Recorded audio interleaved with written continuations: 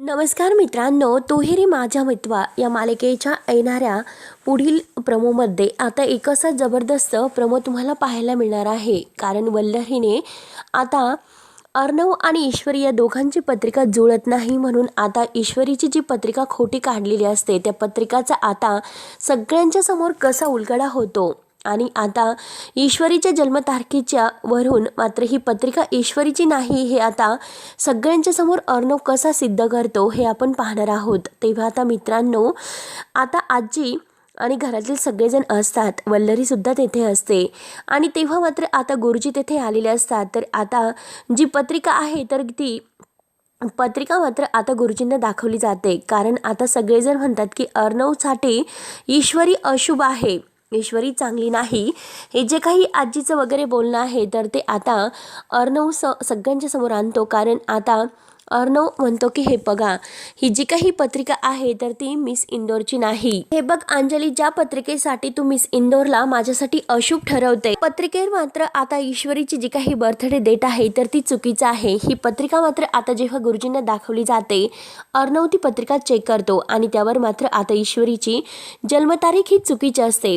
ईश्वरी लगेच आता अर्णवच्या हातातून ती पत्रिका घेते आणि सगळ्यांच्या समोर ती पत्रिका बघून म्हणते की ही पत्रिका माझी नाही आणि ही माझी सुद्धा जन्मतारीख नाही. तेव्हा आता अर्णव म्हणतो की म्हणजे ही पत्रिका आहे तर ती चुकीची आहे. तेव्हा मात्र आता लगेच गुरुजींना ती पत्रिका दाखवली जाते आणि आता हे सगळ्यांना बघून खूपच धक्का बसतो.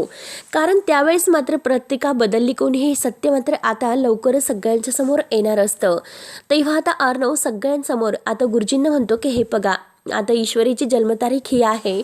ईश्वरीची जन्मतारीख सांगून मात्र आता माझ्या जन्मतारीखशी आणि माझ्या पत्रिकेशी आता तिची जी काही पत्रिका आहे ती मॅच होते की नाही हे मात्र आता तुम्ही सांगा. तेव्हा आता गुरुजी मात्र आता ईश्वरीची जी काही खरी जन्मतारीख आहे आणि अर्णवची खरी जन्मतारीख यावरून मात्र त्यांची पत्रिका आहे ती जुळते की नाही हे आता सगळ्यांच्या समोर मात्र सांगतात.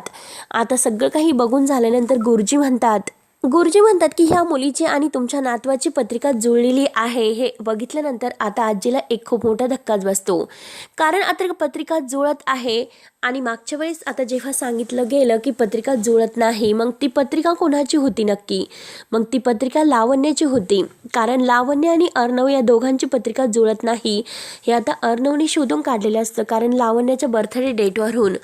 तेव्हा आता मित्रांनो, एका वल्लरीने केलेल्या पापाच्या खूप मोठ्या सत्याचा उलगडा अर्णव आणि ईश्वरी यांनी सगळ्यांच्या समोर केलेला असतो. तेव्हा आता मित्रांनो, पुढे नक्की काय होईल हे बघण्यासाठी आपल्या चॅनलला सबस्क्राईब करत राहा. धन्यवाद.